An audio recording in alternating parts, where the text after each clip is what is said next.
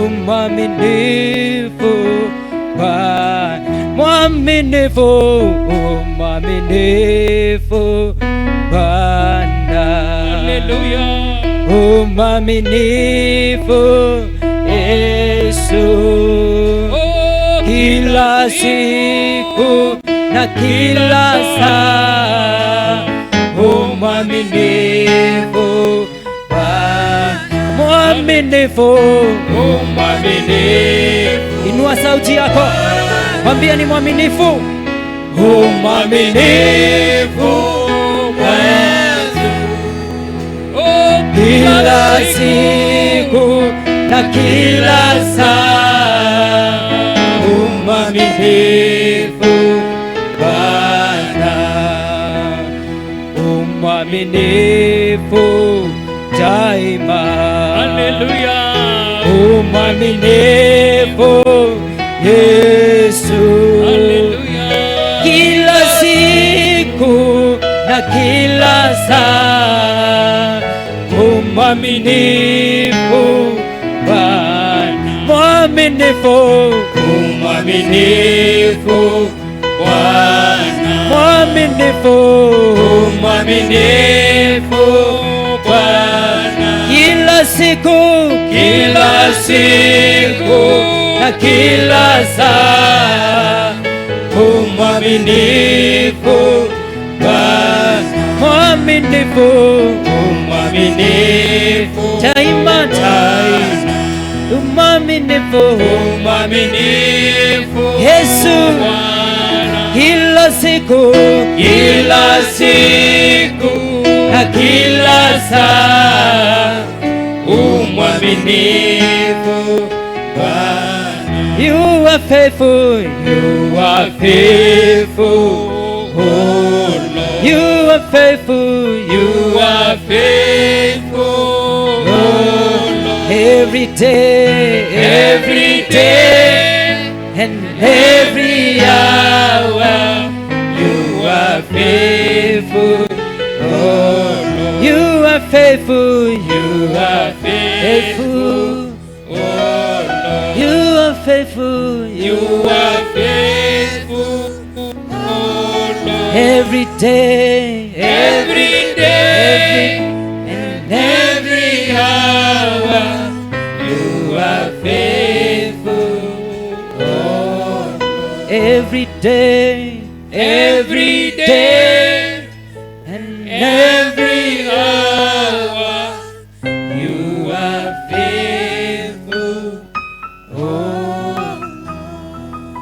Mimi mteule wa Bwana, kizazi changu ni kizazi cha baraka. Hakuna mpango wa kuishi mwanadamu, maana yeye aliyeniita anawe. Tuimbe, mimi mteule wa Bwana, kizazi changu ni kizazi cha baraka. Kuna mpango wa kuishi masikini, maana yeye aliyeniita anaweza. Wewe sisi wateule wa Bwana, vizazi vyetu ni vizazi vya baraka. Kweli tuna mpango wa kuishi masikini, maana yeye aliyetuita anaweza. Pia wewe mteule wa Bwana, kizazi chako ni kizazi cha baraka. Kuna mpango wa kuishi masikini, maana Mungu aliyekuita anaweza. Makofi ya Yesu. Twende. Chezea Yesu.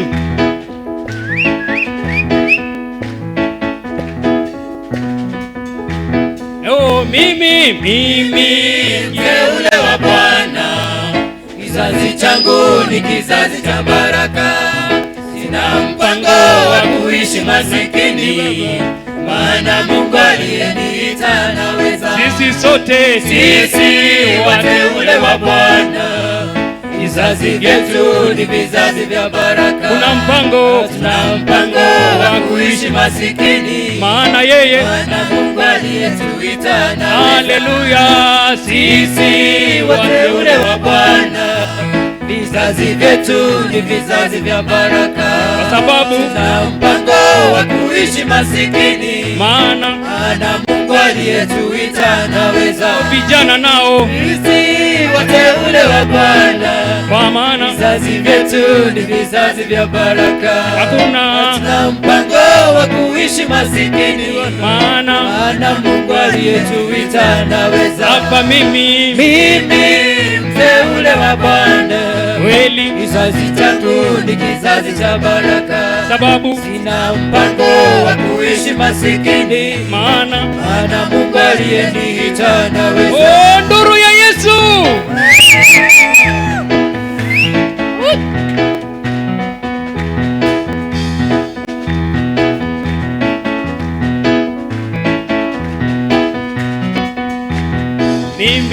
Mimi mteule wa Bwana, kizazi changu ni kizazi cha baraka, kweli, sina mpango wa kuishi masikini, maana Mungu aliyeniita anaweza. mimi mteule wa Bwana, kizazi changu ni kizazi cha baraka, hakuna sina mpango wa kuishi masikini, maana Mungu aliyeniita anaweza. wewe hapo, Wewe mteule wa Bwana, kizazi chako ni kizazi cha baraka, sina mpango wa kuishi masikini, kweli, maana Mungu aliyetuita anaweza.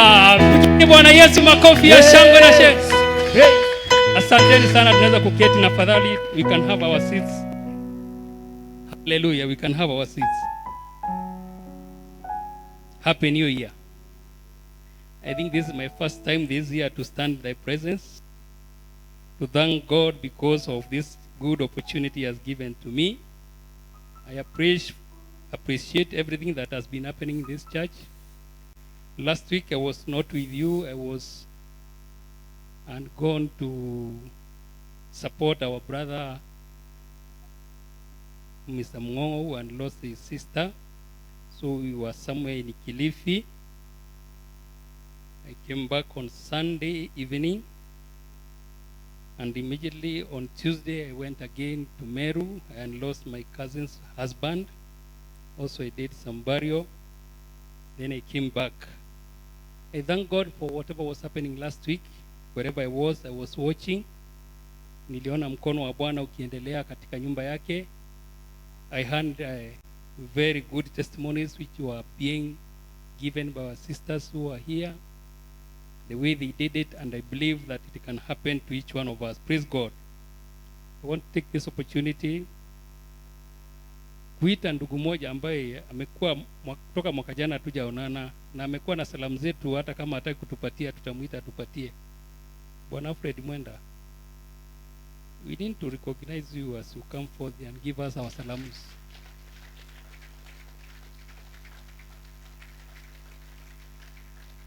Kuja hapa mbele. Kuna wengine hawezi kugeuza shingo.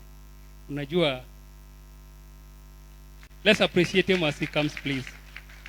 Tupatie salamu zetu, kwa sababu tulikuwa tukikupigia simu na tuambia niko na salamu nakuja nazo. Sasa kama zilikuwa zinakuja na roli, tupatie leo. Karibu sana ndugu.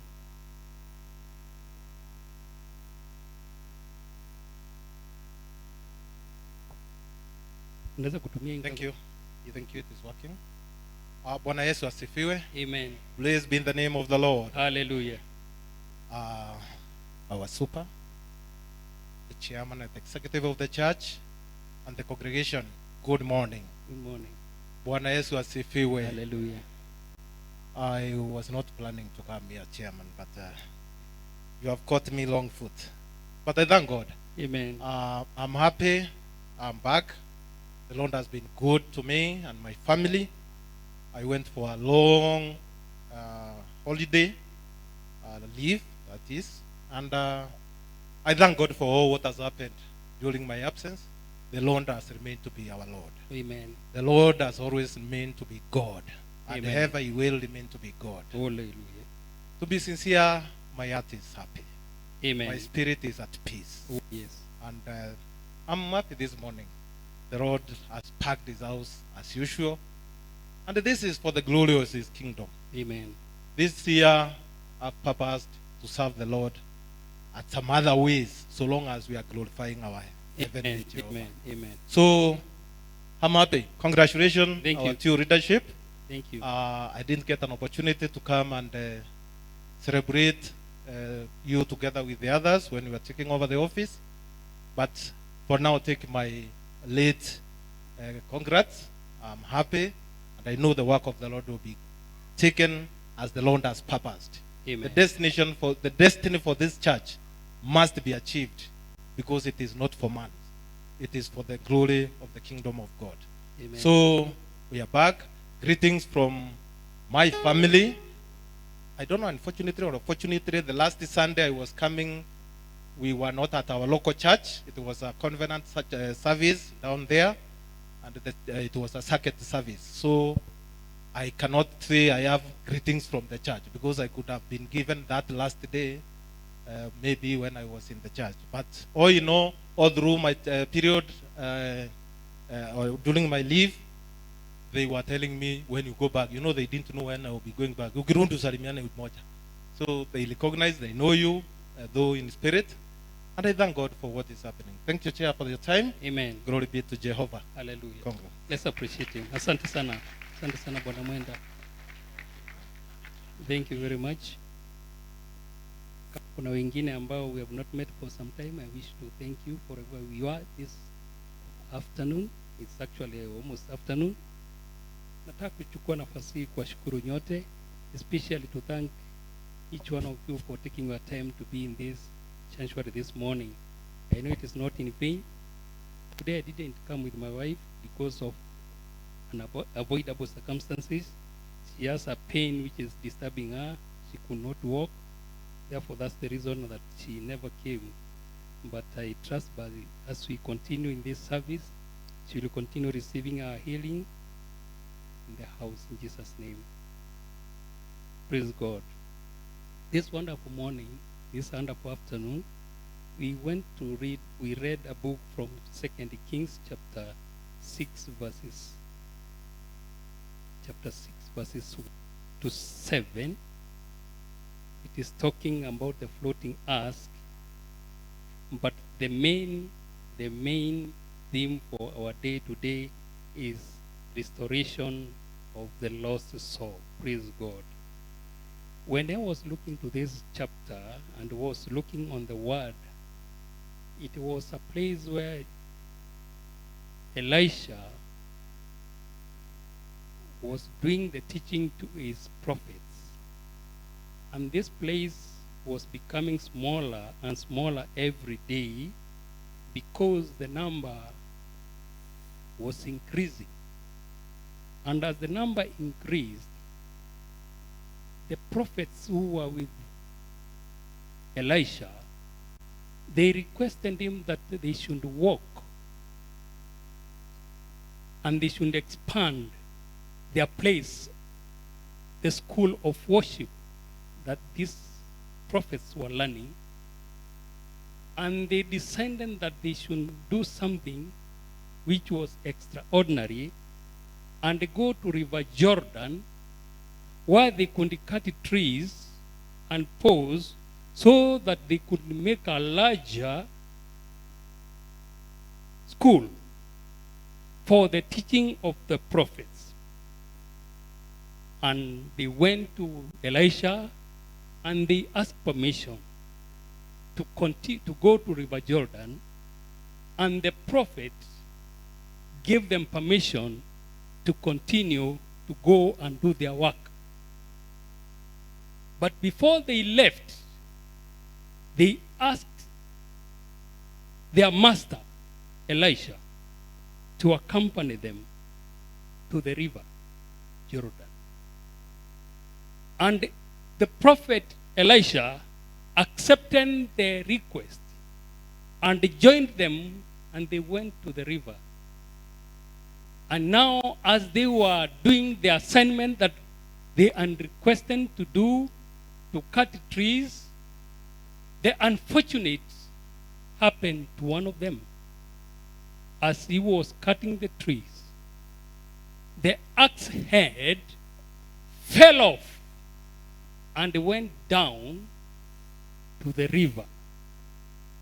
And now this man was troubled because he could not stand there with an axe handle without an axe hand.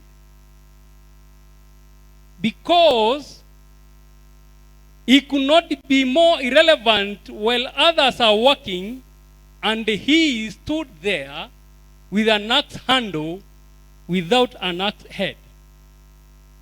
And to worsen the matter, the axe that he had, which had no axe head, was borrowed.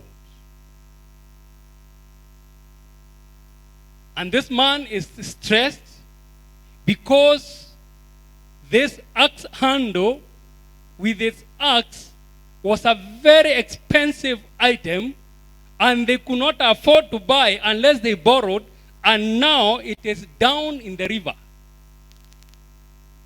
And this man was thinking on how to walk about this trouble which had befallen them. This is a story which you have learned. But this story, as we understand it, it is chock full of prophecy. If we look close on what it really means, it is full of prophecy, because the axe head represents humanity. Praise God. And we learn that when that axe head fell, this man went back to Elisha and explained to him what had happened, and he went and cut down a branch and threw it into the river, and the branch connected to the axe head, and it came and it floated. Praise God. Let's appreciate God.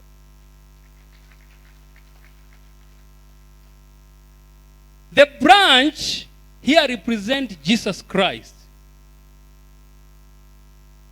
And this man, when we look on this solid situation of the axe head,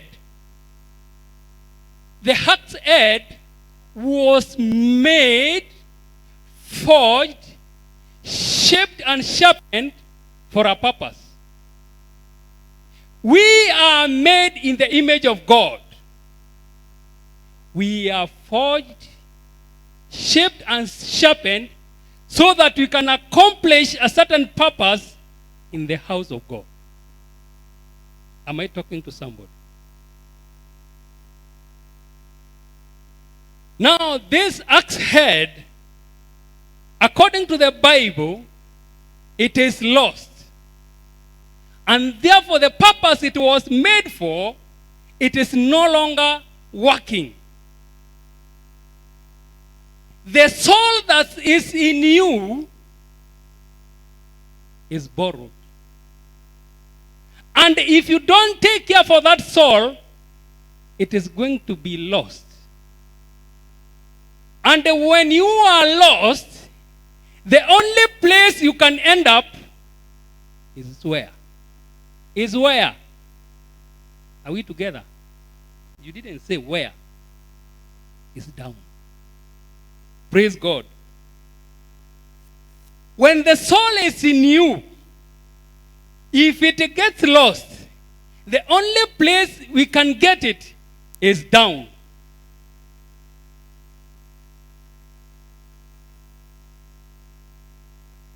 But when Elisha cut the branch and connected to the and threw it in the sea, in the river, it came up. We know River Jordan, the history of River Jordan, it empties to Dead Sea. Dead Sea is the lowest point on earth. It is 430.5 meters below the sea level. And when something falls down, the only place it can end up is the Dead Sea. Inside the Dead Sea, there is nothing which lives in the Dead Sea. It is a sea that has nothing which can live.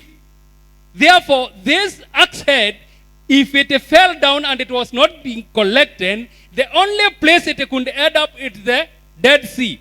And when it reaches the Dead Sea, it is a place where there is no life. Hallelujah. When your soul is lost and there is no connection to the person and no connection to Jesus Christ, the only place it can end up is the Dead Sea. Hallelujah. Where there is no restoration back again. Where there is nobody who can get you out of your lostness. Where there is nothing, there is no magic can be played that it can bring you back. But you cannot accomplish the purpose you are supposed to if you are lost.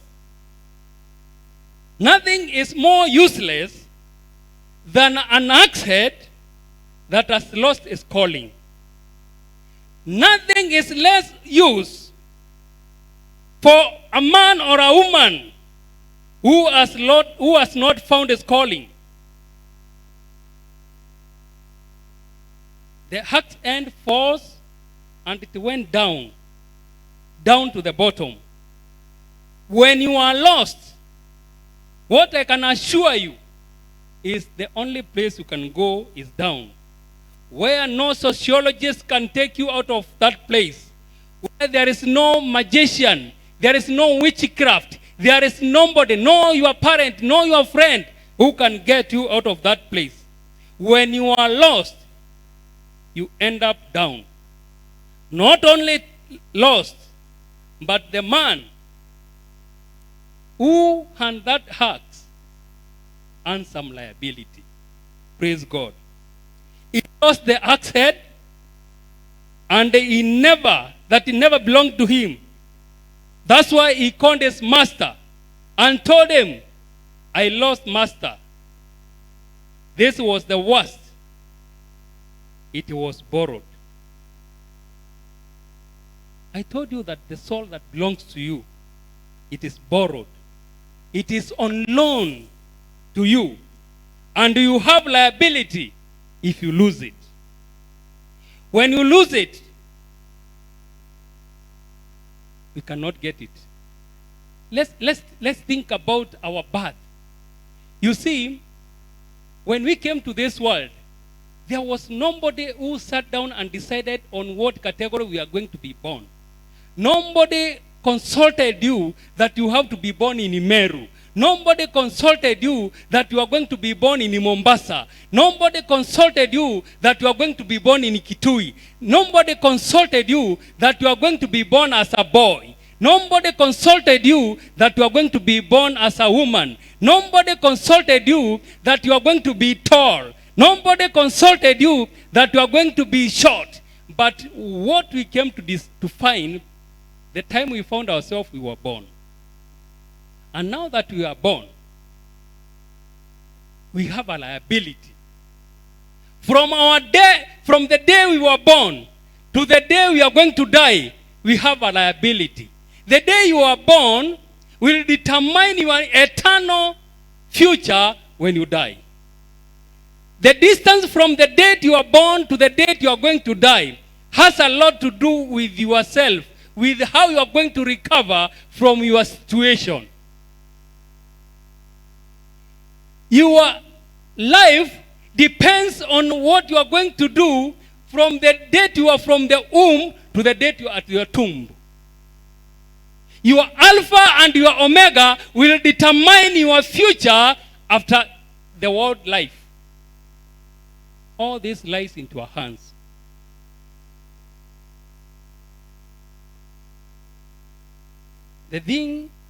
Only thing we know is that we are now born and now we have liability. The axe head is lost. Someone has a liability. And not only liability to yourself, but also liability to other people. You can keep not going to church. You can keep not telling your children to come to the church, but you must stand like Joshua. When you read from the book of Joshua 24, it says that it does not matter if you want to remain in the sins that you are, but you should stand. Because him and his house will serve the Lord. Praise God. And it is our responsibility that we should be telling people, because there are many souls which are lost on the way, and we are there seeing them lost. We should call upon them so that we can make sure they are not lost. Praise God. I am where I am today because somebody took responsibility. I am standing here because my mother, my father took that responsibility to take me to the church so that I could feel the goodness being in the church. Therefore, even yourself, you have to have a liability for any soul that is with you so that it is not going to be lost. Hallelujah. The Bible says the wages of sin is death. I'm saved because someone has taken that responsibility. We have liability to take our children to school. We have liability to take our children to church. We have liability to tell our friends that we need to go to the church. We have liability to tell our neighbors that we need to come to the church. And that's why you see today, one of our dear members was asked if the friend can find a place to worship, and they gave direction, and today they are here. Let's appreciate them. When you are not in God's hands, regardless of how smart you are, regardless of how educated you are as useless as a lost axe head. You still have some limitations on things that we are doing, because what we have seen is that the limitation that we are in the church, regardless of our education, regardless of good things that we stay, regardless of our good houses that we stay, if we continue not to go through the God's way, we still remain as fallen person. And every time we fail to do what we are supposed to do. And until we rectify what happened in the Garden of Eden with the Garden of Gethsemane, that's the only thing that can make us find light on our future. You are not yet who you are until you find the God's way. Believe me, my dear brethren, today, we are limited even with the number of people who come to church and have not found their calling. When you read Matthew chapter 7, verses 21, you will see that it does not matter regardless of our situation where we are.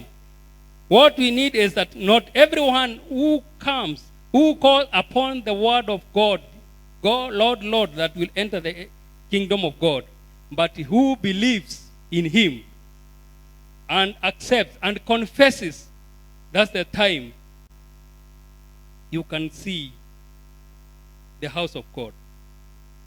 We found that the condition of this axe head that represents humanity, it is lost. And since we have liability of its lostness, as long as we are lost in God's hands. We have imposed ourselves with the restrictions and the limitations. A man who was falling, the trees lost this axe head. And he had to tell his master that he has lost and it was borrowed. The moment you are lost and you are not going to accept your situation, no matter what you think you have, if you are lost in drunkenness, if you are lost in bad behavior, if you are lost in different areas, and you are not going to confess, you are not going to reveal your situation, you are not going to be lifted up. Praise God.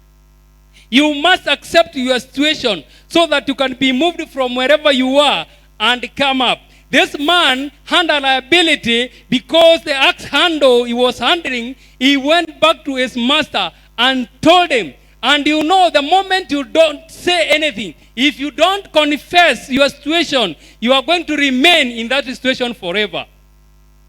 This man walks out of that place and calls upon. And then Elisha takes a stick and they throws out inside the river. And the river connects because that branch hand life, and that branch touches the axe head and they float. And some Bible says, not only floating, but it started swimming. Praise God. It means the axe head now and life. Praise God. Before it was at the axe handle, it had no life as well. But when it got connected with the branch which had life, it came up and it had life. You will never get off from whatever things you think you are doing if you don't admit your status. You will never turn your life around unless you admit you have some deficiency. You can add whatever you think. You can cover yourself with anything that you think about. You can use good what? Spray. You can even change your face with the chemicals. You can go to even vacation. You can hide yourself wherever you want to go. You can move even from this church and go to another church. But until you confess that you have some deficiency, that is the only time you can turn your life. Praise God.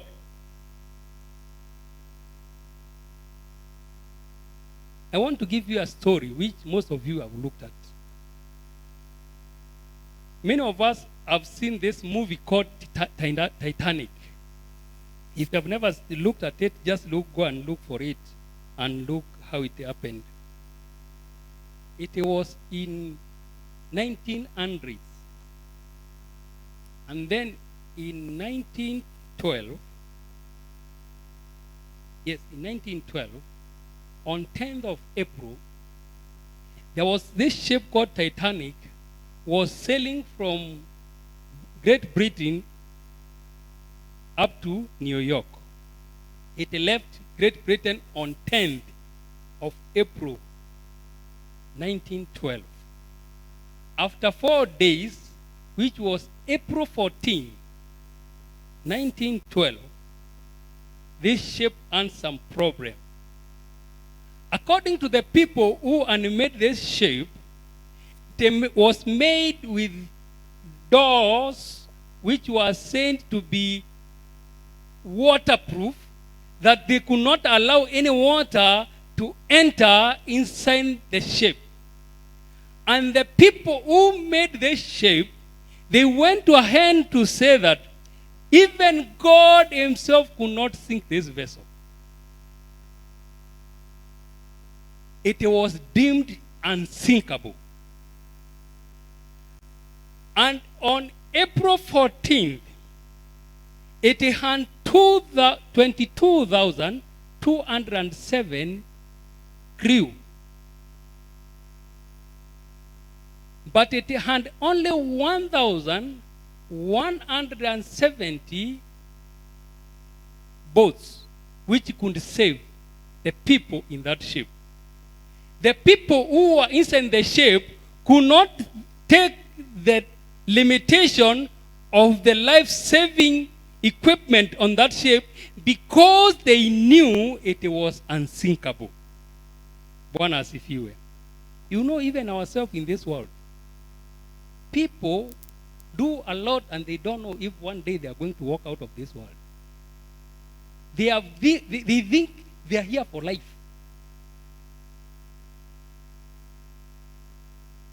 Hata saa hii ukipanga mipango yako, hata nikiuliza kila mmoja wenu anielezee mipango yake, hakuna mahali atasema na nikifa kesho itakuwa hivi. Kila mtu amepanga mipango mikubwa, thinking you are going to live for life. That's okay. But I can assure you, miaka yetu ni 80. Sasa wewe piga hesabu yako, balance ni ngapi? Hallelujah. Ukipita 80, huwa ni bonus umepewa. Bwana asifiwe. It is the Bible which says, sio mimi nasema. Hivyo kama unaamini Biblia, we anza kupiga hesabu yako kuanzia 8 kurudi nyuma. Kwenda huko mbele, mchungaji, sijui utatuambiaje.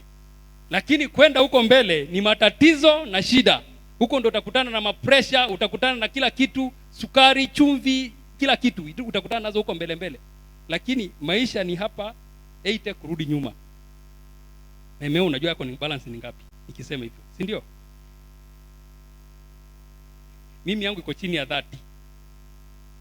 Ninachezea chini ya 30, chini ya 25. Hiyo ndio najua.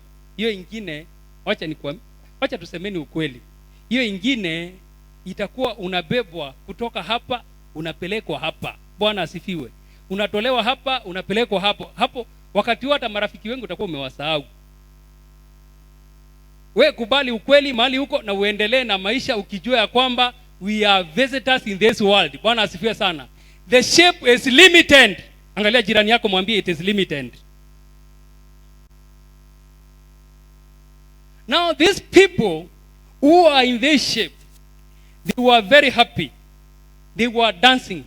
There was a very good band which was consisting of 80 young men. Actually, the one who was oldest was 40. The second one was 38. The other one was 24. And 3 were 21. And the one was 20. So they were young people who were playing violin. And do you know which song they were singing? They were singing that song which is in number 21. In your book, see that song in number 21. Hiyo ndio wimbo walikuwa wakiimbiwa. Because they were singing that song because of the fracas. Because at 11:40, that shape and first class and second class and third class. But at 11:40 p.m., regardless of the situation that you are, either you are in first class, either you are in second class, either you are in third class, either you stay in Kayole, either you stay in Karen, at 11:40 p.m., everybody was in the sea. The entire Titanic ship was at the bottom of Northern Atlantic. The only survivors were around 6,000. 15,000 people perished. And during that time, when I was watching that movie, that ship, it hit an iceberg. An iceberg is just like an ice stone. It hit that thing, and when it hit, it got a crack. And they thought because it was unsinkable, they could not even look how to save themselves. So people were playing around with the ice, which was in the sea, in the ship, because they could not recognize that the time was running away. Praise God. You may be in this church, but you don't know the time that you are is quite limited. You are in this world, you don't know that the time is very limited, and any time we are going to be under the bottom of Northern Atlantic Sea. Praise God. Not many who knew the limitation of those boats.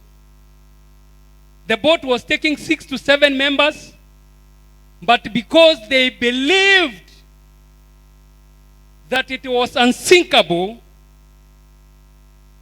they ended up in the sea. Somebody is seeking today, and we must sound an alarm so that you can change your life and turn to God and go to the right direction. Churches are everywhere we are passing. Preachers are standing in pulpits every Sunday to warn somebody who is going to be drowned. But people will not recognize until the last minute. But if you don't recognize the limitations, remember, the Bible says, broad is the way, but narrow is the gate to heaven. Don't follow the multitude because you don't know where they are ending. You need to look behind and see where you are ending to. The heart's end, it has to make a silent confession. It is lost, and due to its lostness, as long as it is lost, it imposes itself to some limitation. It has to be recovered because the man who had that axe was borrowed. And they had to call Elisha to request them to recover it. And Elisha took the branch, threw it in the sea, and asked the man to pick it. I will never be recovered if the man who had that axe had not confessed that it was borrowed and it was lost. You can't blame your lostness to anyone else unless you confirm and you confess that you are lost. Just confess. Read Romans chapter 10, verses 9 and 10. You know our problem, my dear sisters and brothers? As long as we walk in the church, we believe everything is okay. We believe that we are going to heaven. But I want to tell you, you have to confess. And there is nobody who is so good that cannot be saved. And there is nobody who is that bad that cannot be saved.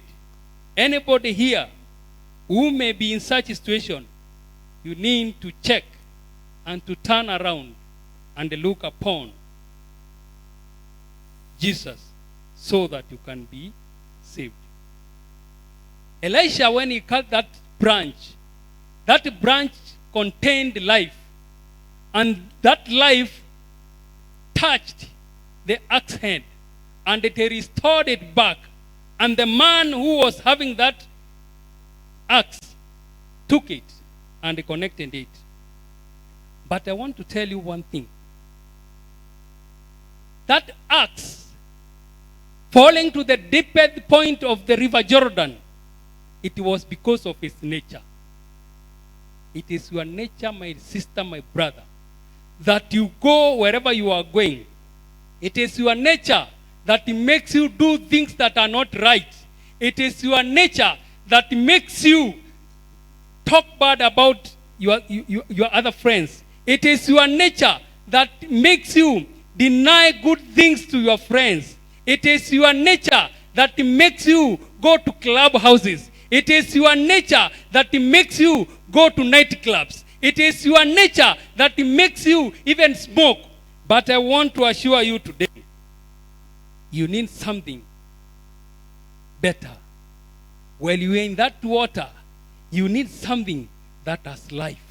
And the life today which I'm telling you is the branch that is going to be connected, which is being thrown into the sea so that it can touch you wherever you are. It can touch your weaknesses. It can touch everything that you find yourself suffering from, that you can be float up and start swimming. My brother, my sister, this is a day that you should look at your life. This is the day that you should look at the negative things that you have been doing. This is the day that you should look the negative things, ideas that you have in your life, so that you can change and start walking the right direction. God loves you. God loves you. When we read in the Psalms, we heard that He can wash you regardless of the stains that you find yourself in, and be white as snow. My brother, my sister, I trust that this word has come to you the right time that you require it more than ever, so that you can walk from your situation, so that you can change your situation that you have been in many years. It doesn't matter how many people have said negative things about your life. It doesn't matter if your parents have already denied you. It doesn't matter if the place of work you have been denied. But because you have something which has life, which can connect you back and restore you back to your soul. Something that has life, that has already been thrown into in the river, so that you can be connected this afternoon and return back to your situation. My brother, my sister, I want to urge you this afternoon, as you walk out of this room today, walk out as a new creature, a creature that has found calling, a creature that has discovered the ways that you're supposed to live, a creature that has seen the hand of God wherever you walk. We have heard testimonies spoken in this church. We have heard good things that have been spoken in this church. And I believe even today you have your portion that you need to take over and walk with Jesus. With those few words, I want to tell you, bow down, call upon Jesus when he is found. Mteteeni Yesu wakati angali anapatikana. Mwiteni Yesu angali anapatikana. The grace is so sufficient that we need to take chance and take it over and walk this journey in Jesus' name. May God bless you. Amen.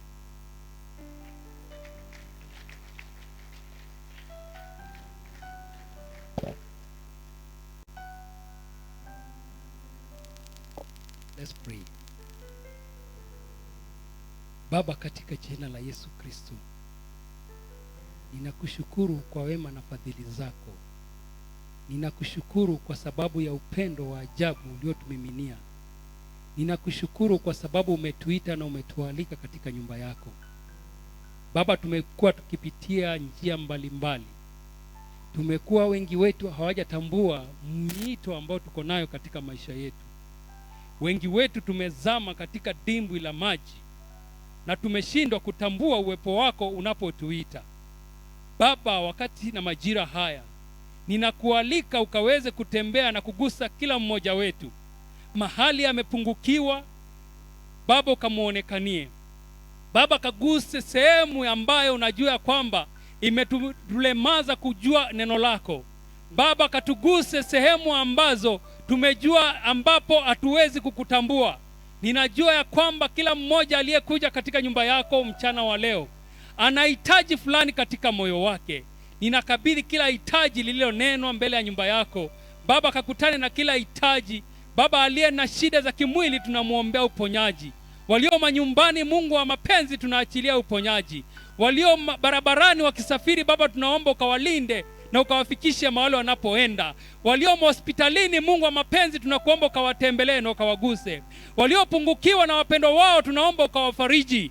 Mungu wa rehema, ninajua ya kwamba weakness zetu Baba unazijua, mahali ambapo tumelemewa unapajua. Mungu wa rehema, kaguse kila mmoja wetu aliye na roho ya kutokuwa na kusamehe. Bwana, tunaomba ukampatie uponyaji Baba, akaweze kukutambua. Mungu wa rehema, ninakushukuru na ninajua ya kwamba umesikia kilio chetu. Ninakabidhi kila mpendo aliyekuwa katika nyumba hii Bwana, anapotoka na anapoingia. Mungu wa rehema, kazidi kuwapaka upako wako juu ya maisha yao. Baba, kafungue hata na biashara zao wanaposhinda. Baba, kabariki na kazi za mikono yao mahali wanaposhinda. Baba, kabariki hata na masomo yao wanaosoma. Na nina imani Bwana, tutakapokuwa tukikutana hapa wiki ijayo, Baba, tutakuja hapa na ushuhuda ya jinsi Baba umeendelea kututendea mahali tumekuwa tukishinda.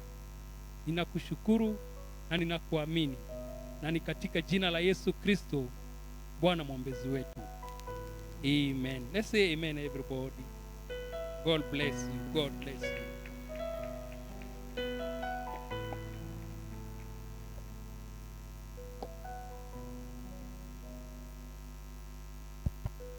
Praise the Lord. We are grateful to God for the message that has come across our heart this afternoon. Very challenging indeed, let me confess that. And the preacher, God bless you, can continue inspiring you and putting his word in your heart every day that you feed his flocks. The reason there were a few amen is because we were searching ourselves and trying to locate where we've fallen. Hallelujah. And my take home this afternoon is, where have I fallen? And I will ask the same question to you, where have you fallen? And now when you discover where you've fallen, we have a restorer. His name is Jesus. He's able to restore us without any costs.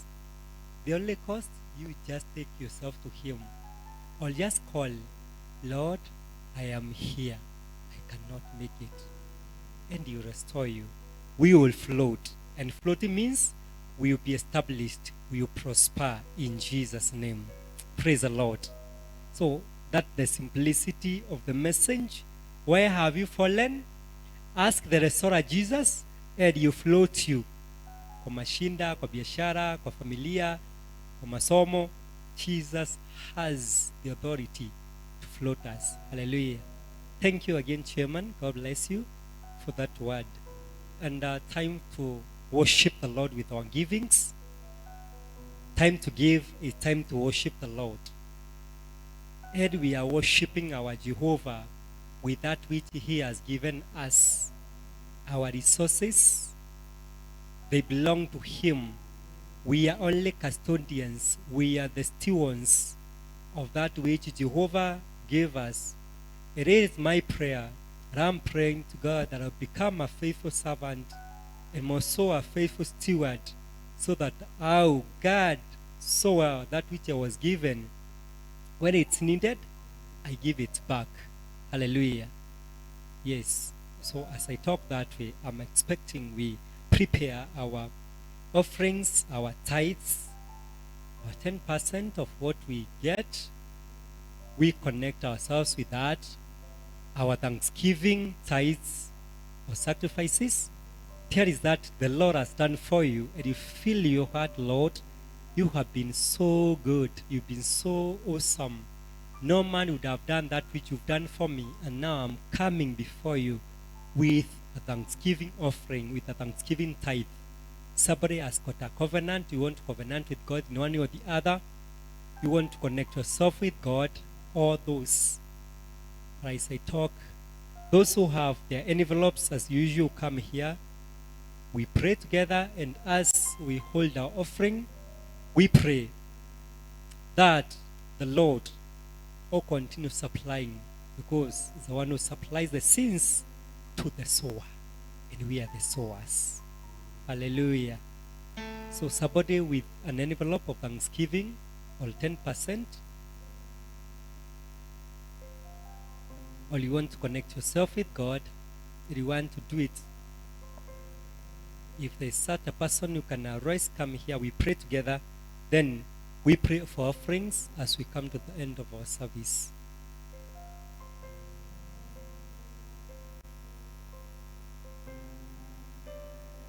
It is going to tell the Lord thank you if we tell men who always change, who are limited, what's about him who is not limited. And remember, your givings open the doors of heavens, and you connect yourself through your giving. Somebody might have done it through the Paybill, still come over. And those who, to our visitors, probably you want to give your offering through a Paybill. It is in the 610 82 9610 82. The account, you can put either an offering or a tithe, whatever you want to call it there, and you said, and God bless you. Let us pray. Almighty God, our Heavenly Father, to whom our heart are open and no secret are hid, this afternoon we've heard your word from your mouthpiece that was sent for us this day. We are still searching our souls, Lord, trying to recollect ourselves where we had gotten lost into, and coming back to you, our restorer, who doesn't chase us away.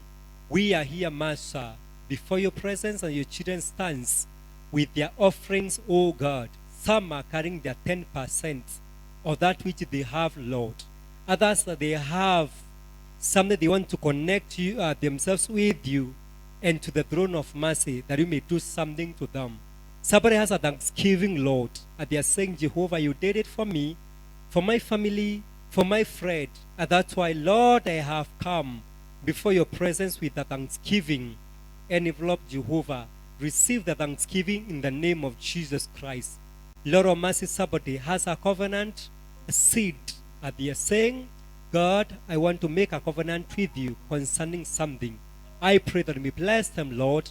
Listen to the prayer they have made and do that which no man can do in the name of Jesus Christ. Address their needs, oh God. Meet with their needs and their issues, Abba Father, in the name of the Lord. God, somebody is looking for peace of heart by giving. I pray you're the one who gives that surpasses human understanding. And I pray, Lord, may it come forth in the name of the Lord. Somebody needs an answer. God, do it in your own way. Lord, somebody may feel they are already late. You don't hurry, you don't come late. You come at your appointed time. Remind them that way and comfort their heart in the name of Jesus Christ. In our hands, we are holding an offering, oh God. Jehovah, we lift it unto you.